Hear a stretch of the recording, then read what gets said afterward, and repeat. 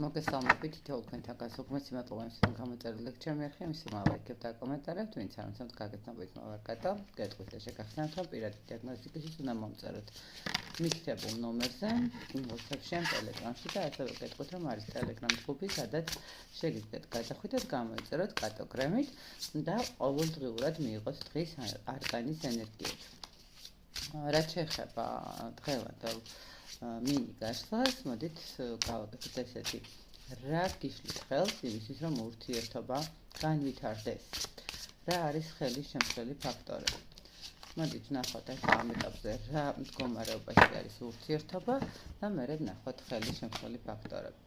ეხლა ამ ეტაპზე ურთიერთობა არის რაღაცას ახალი დაწყებული, შეიძლება არც ახალი, მაგრამ ყოველ შემთხვევაში ურთიერთობა არის დაფარული მდგომარეობა, არის რაღაცა ცოტა ისეთი შეხვედრები შეიძლება ჩურმათ, შეიძლება არ თქვენი ცოდეთ მისი საახლობლო წრე, არც მან იცოდეს თქვენი საახლობლო წრე, ხო ჯერჯერობით რაღაცა ვცდილობთ, რომ არ გამომჟღავნოთ, თუმცა აშკარად ადამიანები ერთმანეთის მიმართ საკმაოდ ისეთი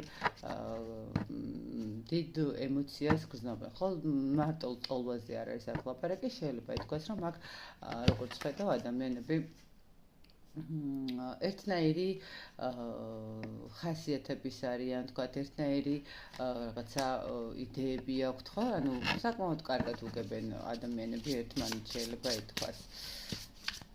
რა ხდება კიდე თქვენს ურთიერთობაში, მაგრამ რაღაცა არის აქ გაურკვეველი, რაღაცა ამოუცნობი და არ ვიცით როგორ განვითარდება ზუსტად ჩვენი კითხვა რაც არის, ზუსტად იგივე მომენტია, ხო? ანუ ურთიერთობა თუ დაფარულია, არ ვიცით ახლა როგორ გაგრძელდება, საბოლოო ჯამში გაიხსნება თუ არა, ხო? ანუ თქვენ გექნებათ თუ არა მომავლის მდგომარეობა, რაღაცა ეს მომენტი არის აქ. კარგით, ნახოთ, განვითარდება და რა უშლის ხელს, რომ გაიხსნას და გამჟღავნდეს თქვენი ურთიერთობა.